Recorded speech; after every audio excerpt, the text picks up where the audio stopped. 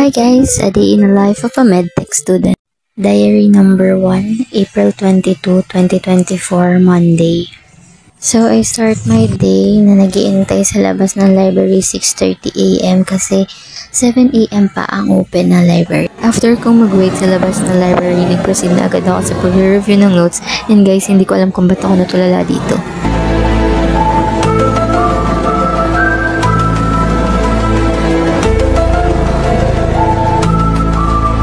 Ayun, in-game na naman siya sa larong review-reviewhan. Di naman napasa sa mga quizzes niya. Hoy, sino ka dyan? Motivation of the day, matulog lang kasi deserve mo. Ayun, dumating na din yung iba kong friends and tumambay lang din kami sa library, nagkwentuhan. Then after nun, saktong 8:30, nagpunta na kami sa classroom. And guess what guys? Wala kaming quiz. 'Di ba? Ang galing. Ang galing talaga. Isa lang masasabi ko kay Doc. Thank you so much kasi pinasaya mo ang Monday namin. Hoy!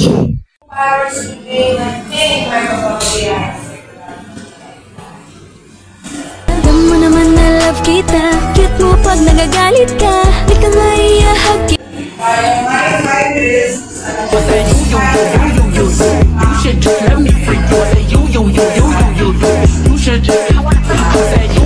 Normal na gawain ng medtech student.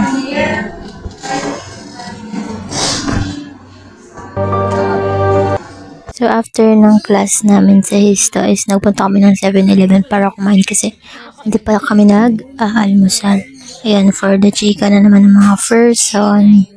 So ayun, after namin kumain sa 7-Eleven, bumalik na ulit kami sa school para magbayad ng tuition kasi malapit na yung exam namin. Hindi pa lang si Ate Mels.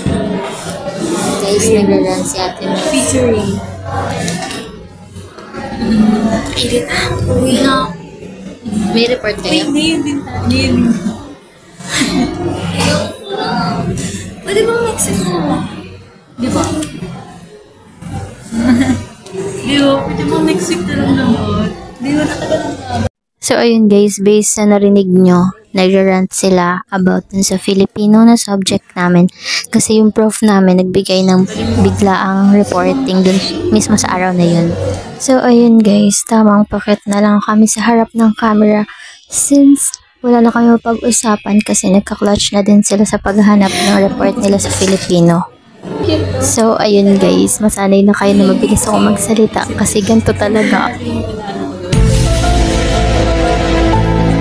So ayun guys, napagdesisyonan namin ni Ate Mels na lumabas ng library kasi hindi makapag-ingay si Ate Mels. Ayun, nung palabas na kami ng library, nakita namin yung mga kaklase namin na nagawa ng report for Filipino mamayang 5 to 8 PM. Mga naghahapit sila. Ayana, busy. Hello. So, ayun, bago kami pumunta kala Asia, bumili muna kami ng milk tea ni Ate Mels kasi milk tea is life, diba guys? And busog pa kami niya ni Ate Mels since kakakain lang din namin sa 7-Eleven ng almusal namin. So, dito kami nabili ng milk tea palagi kasi mura and always namin order is okay now and cookies and cream. Ayun, kasama na namin sila Asia and ayan, nakain ng lunch and nagka-clutch for their report. Kasi sabi ni ma'am nung una, group 1 lang daw yung magre-report. And then nagbago yung isip niya, biglang sabi niya, kasama daw yung group 2, then next week yung group 3 and group 4. So dito guys, tinatanong ko siya kung ilang oras na lang bago yung Filipino time namin. Ikaw lang pa yung subject namin ngayon. 4 hours before Filipino, tas nagawa sila ng report guys. Guys, hindi talaga mawawala yung rant muna bago gawa, no? Silang 4 kasi yung magre-report ng time na yan. And ako, letter N pa kasi yung apelido ko. So, next week pa ako, group 3. So, ako, as a mapang-asar na kaibigan, tinatawanan ko lang sila kasi next week pa ako magre-report. Me was like, chillin' like a villain, yeah, ra. Hoy, sino ka dyan? Kumakanta pa. Ayun guys, for the rant lang talaga sila. Sinasabi nila na, what if ma'am, hindi ko gawin to? Okay lang na 75 yung grade ko, at least pasado.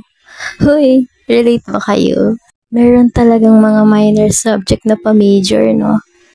So, after nila magreklamo ng 1 oras, pumasok na din kami sa worksheet namin ng class.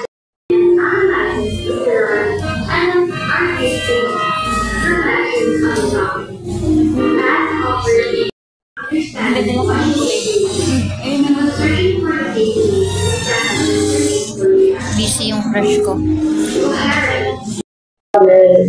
German, French, Italian, and Spanish.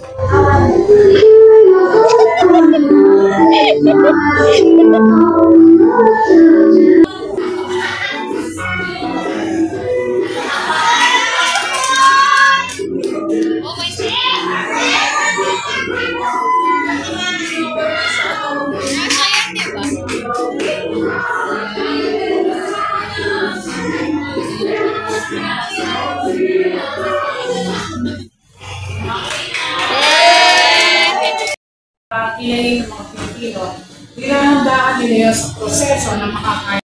Ang mga driver, kung nasa book na ng mas, ang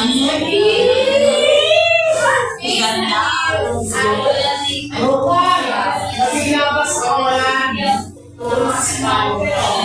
Okay pa sa inyo?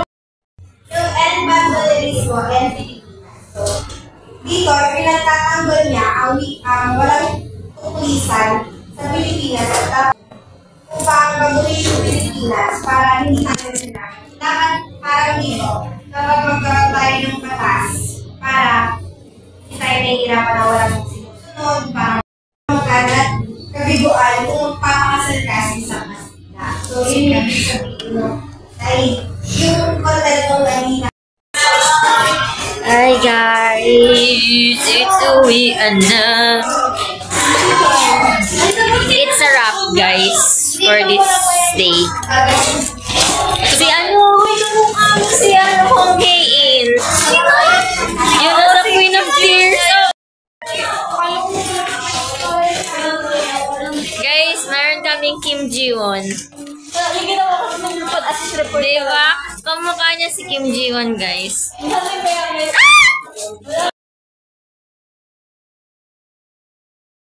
Yung parang yung pala ginagawa mo. Ikaw yun?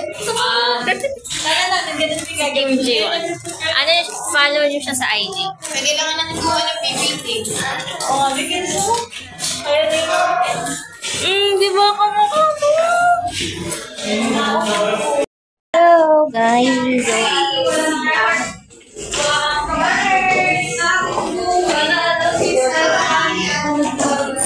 It's already gabi guys. And I'm scared. Oh my god. Annie. Si Kim Ji-won.